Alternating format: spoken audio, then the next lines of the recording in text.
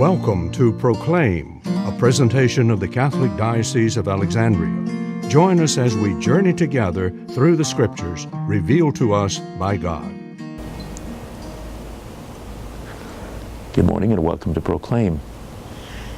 As we again see this episode unfolding where Pilate, the crowds, the religious leaders, with Jesus essentially a spectator, simply there as all this unfolds, having wanted to release Jesus, the chief priests and the leaders convinced the crowd to demand Barabbas, the criminal that was involved in an insurrection.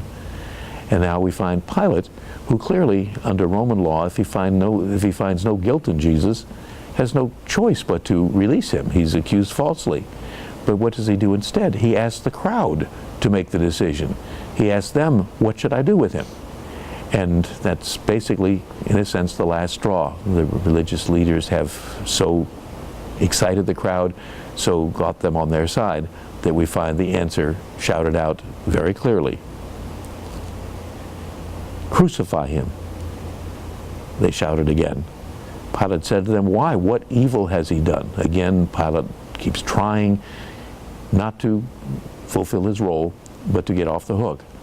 And they're not going to let him do that.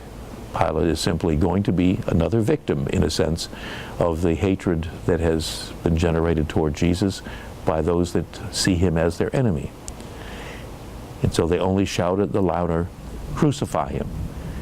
Only Rome could crucify. It was one of the most horrible deaths that's ever been developed throughout history, and Jesus is now going to suffer that. This program was brought to you by Antoon Enterprises.